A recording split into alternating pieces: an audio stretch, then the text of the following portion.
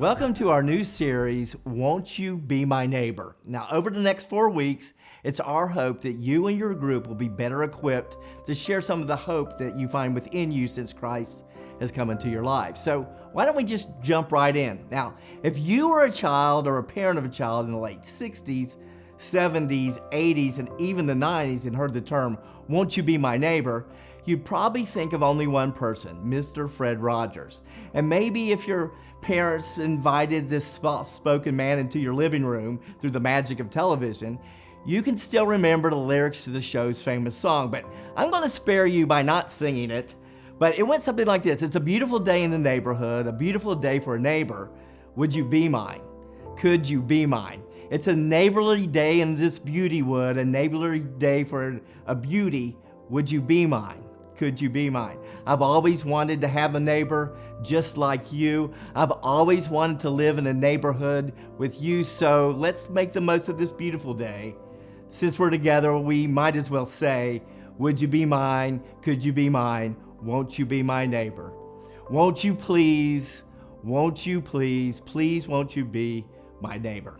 So in 1968, Fred Rogers, an ordained Presbyterian minister, had a rather inauspicious debut of his children's show from a local television station, WQED, which broadcasted from Pittsburgh, Pennsylvania.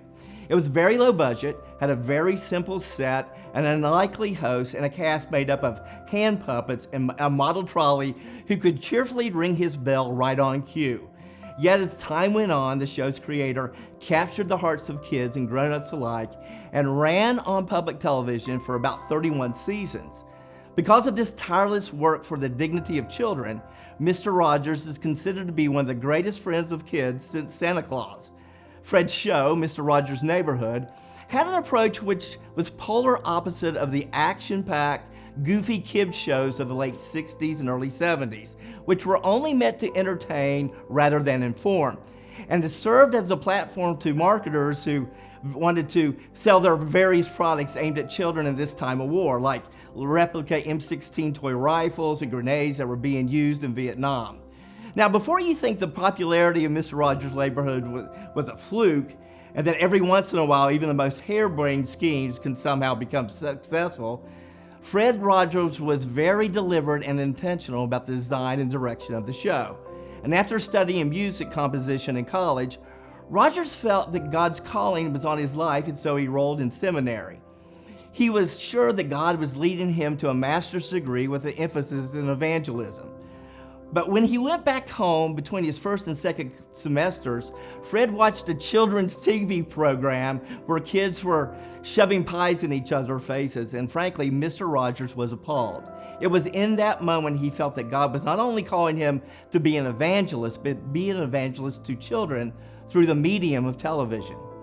This narrow focus and this unlikely outcome that Fred would ever be able to persuade any television station to sponsor such a show caused the dean of his seminary much consternation, for no other student in the history of the school had earned a master's degree in the field of children's evangelism. And frankly, the dean thought Rogers' dream had to be crazy because he had no formal training whatsoever in the field of broadcasting.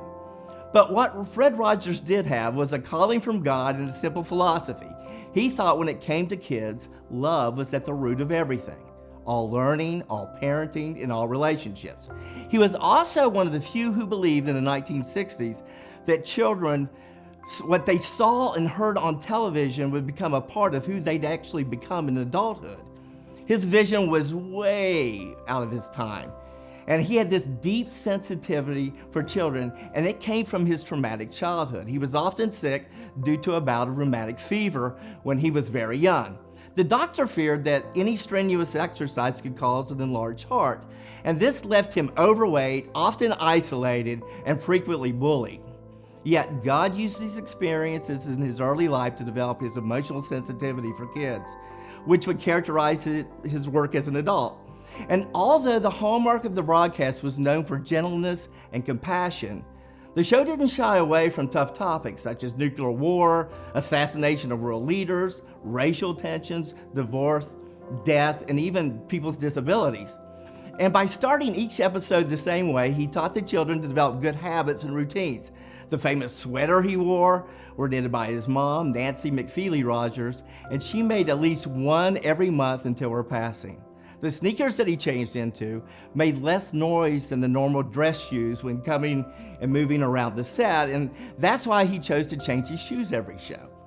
Rogers received 50 to 100 pieces of fan mail every day, often from children navigating difficult emotional circumstances, and he answered every single one personally.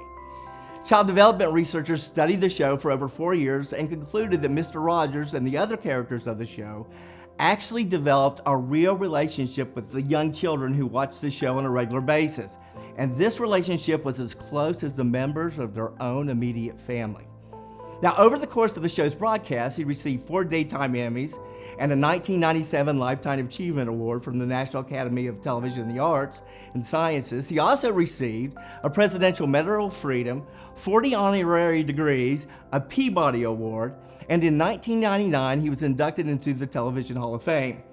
And Fred Rogers' testimony before Congress single-handedly saved public television from extinction when President Nixon tried to cut all of its funding to support the war in Vietnam.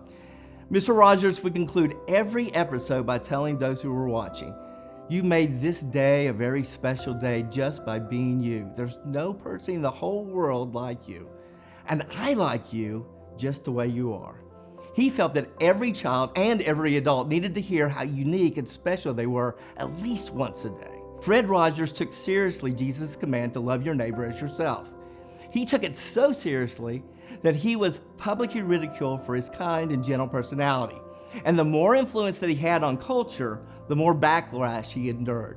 He was the brunt of many jokes of late night comedians and talk show hosts, all the way from The Tonight Show to Saturday Night Live, yet he always turned the other cheek.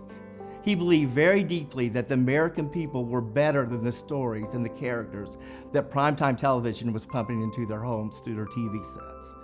Mr. Rogers seemed to exude great strength through his meekness. And in the early 70s, Fred was concerned about not having any black people on the show. So they enlisted Francois Scarborough Clemens, who won the recurring role of the singing police officer. Now, in the late 80s, he publicly came out of the closet admitting that he was gay. The show's largest sponsors, Sears and Johnson & Johnson, demanded that he be fired, but Rogers spoke to both companies, asking if he'd give him a little time just to counsel him. Clemens chose celibacy and only struggled with same-sex attraction, never having a same-sex partner. But when the news got out that Fred Rogers was counseling an openly gay man, he was accused of being gay himself. And although Clemens ultimately decided that even Mr. Rogers couldn't pray the gay away, he decided to leave the show to ensure it had funding. Yet he always loved and admired Mr. Rogers. And during a press conference, Clemens said that Fred Rogers was the only man that truly accepted and loved him, as he was rejected by his own father. And then he went on to say that Fred Rogers was the straightest arrow in all parts of his life and the kindest human being that he'd ever met. I think we can still learn a lesson or two from the man in the sweater. He created a neighborhood that valued the uniqueness of everyone. There was always time for a conversation, just to get to know someone a little better. And Mr. Rogers was never in a hurry because he might miss a chance to meet someone new. There was always a reason to stop and help someone in need because other people are important. And because you knew that other people were important, that's what made you so very important too. The Bible tells us that the meek will inherit the earth, and meekness is power under control. And that just might make Mr. Rogers one of the most powerful men in all of history. But, don't tell anyone. He wouldn't want anybody to know.